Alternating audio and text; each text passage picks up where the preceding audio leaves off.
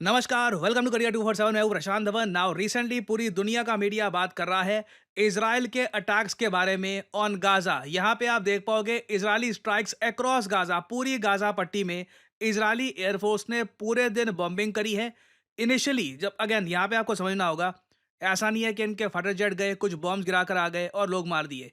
लगातार वेव्स में इन्होंने अटैक किया है। वेव 1, वेव 2, वेव 3, इतने ज़्यादा बॉम्ब्स गिराए गए हैं गाज़ा में कि जो मृतकों का आंकड़ा है ये लगातार बढ़ता गया। पहले 200 मारे गए, फिर 300, इवेंचुअली बताया जा रहा है कि गाज़ा में एक दिन में ही 400 से भी ज़्यादा लोग इज़राइल ने मार दिए हैं। और हमास से आप अगर पूछो इज़राइल ये सब क्यों कर पाया है, तो हमास डायरेक्टली कहता है कि USA is responsible for this massacre. Donald Trump का जो अनलिमिटेड सपोर्ट है इज़राइल को, जिसमें अब यूएस डेंजरस बॉम्ब्स भी एक्सपोर्ट कर रहा है टू इज़राइल। एक्चुअली एक्सपोर्ट नहीं बोलना चाहिए, लिटरली ये इज़राइल को बॉम्ब्स पकड़ा देते हैं। इसका इम्पैक्ट अब हम फाइनली ग्राउंड पे देख रहे हैं। इज़राइल की एयरफोर्स मास स्केल पर किलिंग कर पा रही है। और सबसे अजीब बात देखिए, जब डोनाल्ड ट्रंप के व्हाइट हाउस की स्पोक्समैन से मीडिया ने पूछा कि ये सब आपने अलाउ किया है, are you okay with this, कि इजराइल की एयरफोर्स सिविलियंस को भी यहाँ पे मारना स्टार्ट कर दे, 400 से ऊपर सिविलियंस मर जाएं। व्हाइट हाउस की स्पोक्समैन ने ये कहा, अभी आपको क्लिप दिखाऊंगा, ये क्लिप काफी वायरल हुई थी, कि इजराइल को कोई छुएगा भी ना तो उसको नर्क में भेज दिया जाएगा। Well, the Trump administration and the White House were consulted by the Israelis on their attacks in Gaza tonight. And as President Trump has made it clear, Hamas, the Houthis, Iran, all those who seek to terrorize not just Israel, but also the United States of America, will see a price to pay. All hell will break loose. And all of the terrorists in the Middle East, again, the Houthis, Hezbollah, Hamas, Iranian-backed terror proxies, and Iran themselves should take President Trump very seriously. All hell will break loose. United States of America ने पूरी दुनिया को यह कह दिया है कि Israel को हमने अप्रूवल दे दिया था कि जाओ गाजा पे अटैक करो। उसके बाद सीज फायर तोड़ दिया गया। यूएस बैकिंग के बाद ही गाजा पर इतनी हैवी बॉम्बिंग करी है इजराइल ने। और एक तरीके से आप कह सकते हैं इजराइल का यहाँ पर रैशनल ये है, इजराइल ये कह रहा है कि हमने फाइनली ये बॉम्बिंग इसलिए करी क्योंकि हमास जो हमारे हॉस्टेजेस हैं उनको अभी भी नहीं छोड़ रहा। और इस इशू पे आप देखोगे इजराइल की सरकार ने सोशल मीडिया पे एक वीडियो भी पोस्ट करी और ये कहा है कि 59 हॉस्टेजेस अभी भी इजराइल के हमास के कब्जे में है। हमास ने हमारी सारी डील रिफ्यूज कर दी है, हमारे सारे ऑफर्स को रिजेक्ट कर दिया है और इजरायली हॉस्टेजेस अनइमेजिनेबल कंडीशन में अंडरग्राउंड टनल्स में कहीं पर छुपा के रखे हैं हमास ने। और the only way to end this is are hostages will come home. तो हमास को सीधा सीधा अब इजराइल डायरेक्ट अटैक करना स्टार्ट कर देगा। और यहाँ पे आप देख पाओगे इन्होंने ये जो वीडियो है ये भी करी है upload. Almost 18 months, 59 hostages, still buried in Hamas dungeons. Hamas refuses every deal, rejects every offer. They want war. They are not just holding hostages. They are planning more attacks, more terror, more kidnappings. Israel paused, Hamas rearmed. Israel waited. Hamas prepared to kill again. No nation would allow this. The world must demand Hamas release our hostages. Now. The only way this ends, our hostages come home and Hamas lays down its weapons. ना यहाँ पर Israel ने दुनिया भर के countries को, क्योंकि कई देश हैं जो आपत्ति जता रहे हैं कि इजराइल 400 से ज़्यादा लोगों को क्यों मार रहा है, गाज़ा पट्टी में इतनी ज़रा बॉम्बिंग क्यों कर रहा है।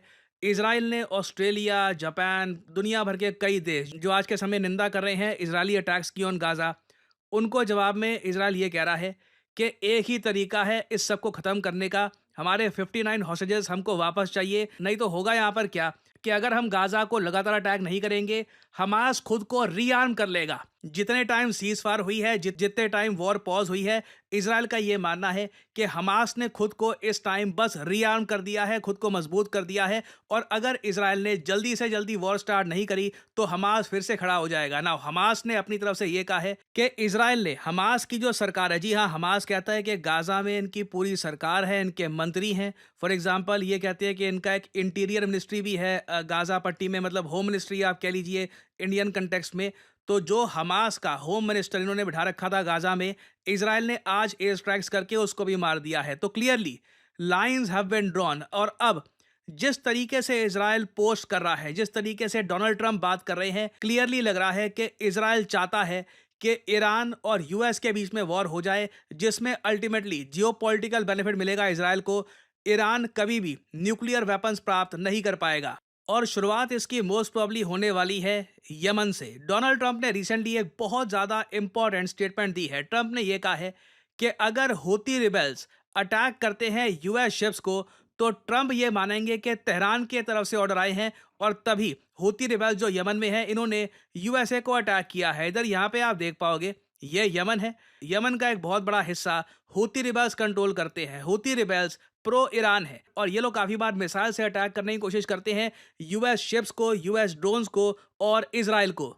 और डोनाल्ड ट्रंप ने रिसेंटली हूती रिबेल्स को टारगेट करते हुए एक अटैक लॉन्च किया था यमन पर। जैसे आप लोग जानते हैं इस अटैक में यूएस एयर स्ट्राइक्स में 53 लोगों की मौत हुई थी। हूतीज ने कहा था कि ये एक वॉर क्राइम है। तो अगेन ईरान आज के समय बहुत ज्यादा नर्वस है क्योंकि जियोपॉलिटिकल सिचुएशन ऐसी बन गई है। आपने एक बात नोट करी होगी, आपने एक क्वेश्चन काफी बार आपके माइंड में आया होगा कि डोनाल्ड ट्रंप और जो करंट यूएस एडमिनिस्ट्रेशन है ये रशिया के प्रति इतनी फ्रेंडली क्यों है? क्या सच में जो कुछ लोग थ्योरीज बनाते हैं कि डोनाल्ड ट्रंप कुछ एक एजेंट रहे थे केजीबी के? अगेन देखिए वो क्लेम्स अपनी जगह है, मगर मैं एक जियोपॉलिटिकल लॉजिक आपको समझा सकता हूं कि डोनाल्ड ट्रंप व्लादिमीर पुतिन के प्रति इतने फ्रेंडली क्यों हैं और रशिया के अगेंस्ट ट्रंप ज्यादा एक्शन लेना नहीं चाहते। ट्रंप का जो मेन प्राइमरी टारगेट है वो है ईरान।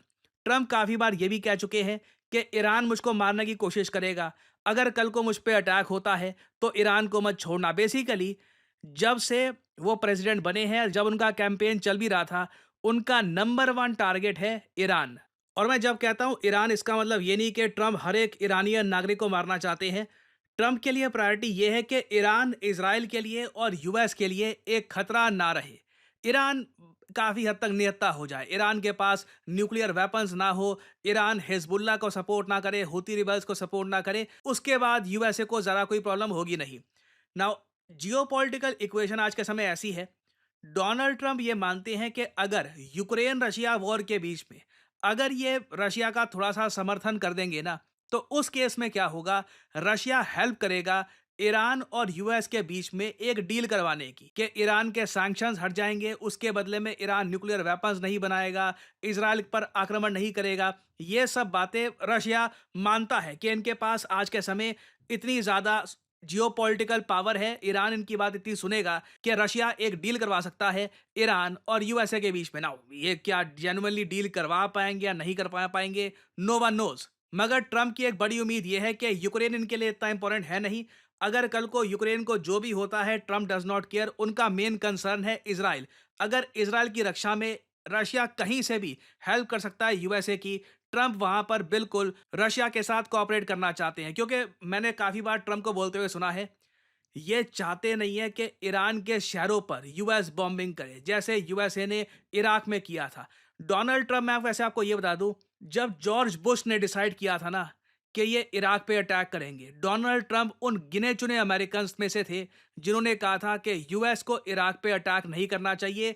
डायरेक्टली किसी कंट्री के अगेंस्ट वॉर करने के मामले में ट्रंप कभी भी कंफर्टेबल फील नहीं करते। ये बात इन्होंने काफी बार दोहराई है। मगर एट द सेम टाइम जब भी डोनाल्ड ट्रंप ने यह बात कही है कि मैं कभी भी इराक की इन्वेजन के फेवर में नहीं था, अमेरिकन मीडिया ने इनको फैक्ट चेक किया है और ये कहा है कि नहीं नहीं, आपने उस इंटरव्यू में एक बार को बोल तो दिया था कि एक बार को इराक पे अटैक कर दो, देखी जाएगी। तो इस बात को लेकर एक डिस्प्यूट है।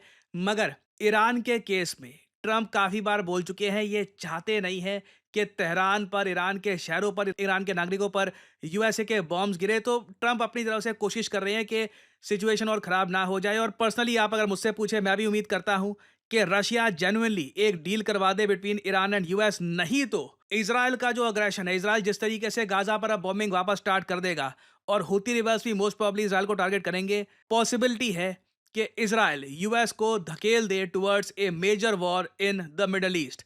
तो ये टॉपिक देखिए अभी बहुत ही ज्यादा न्यूज में रहने वाला है। इसका इंपैक्ट भारत पे बहुत बड़ा होगा।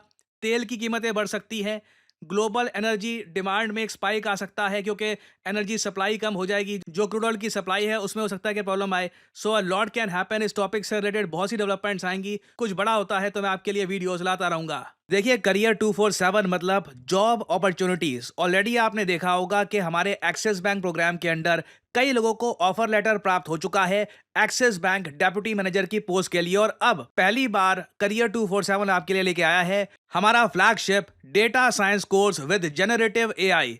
आज के समय मार्केट में कोई भी कंपनी ऐसा कोर्स ऑफर नहीं कर रही जहां पे आपको मिलती है लाइव क्लासेस।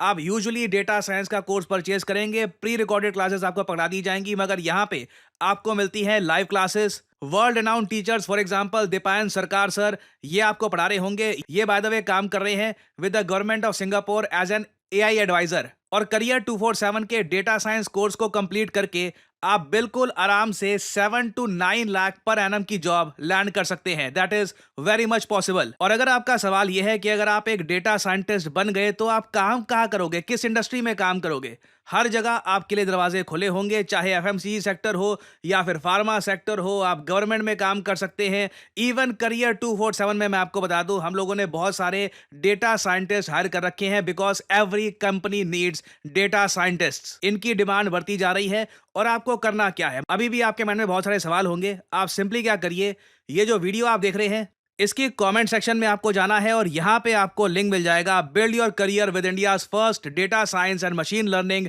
जेन एआई कोर्स। इस लिंक पर करिए क्लिक। यहाँ पे आपके सामने ये पेज खुल जाएगा। यहाँ पे अपना नाम, ईमेल, फोन नंबर और ऑब्वियसली यहाँ पे कोड डालिएगा PD10, ताकि आपको डिस्काउंटेड रेट पर ये कोर्स ऑफर हो। कोड आप अगर नहीं डालेंगे तो जो भी आपको प्राइस ऑफर किया जाएगा इट विल बी एलिवेटेड। तो मैक्सिमम डिस्काउंट पाने के लिए यूज द कोड PD10। हमारी तरफ से आपको कॉल आएगा, you can ask your question. और अगर आप खुद को देखते हैं as a data scientist in the future, then you can start with career 247 data science and machine learning with generative AI course. ऐसा कोर्स आपको वैसे मार्केट में मिलेगा नहीं, विद लाइव क्लासेस और साथ में आपको वेरियस और टूल्स भी मिलेंगे। और बाय द वे इस कोर्स से रिलेटेड और जानकारी मैं वेरियस और वीडियोस में आपको देता रहूंगा। सो अगर आप इंटरेस्टेड हैं, use the code PD10 and get in contact with the career 247 consultant. और इसी नोट के साथ यह है वीडियो का अंत। Thank you for listening and as I always say, may the gods watch over you.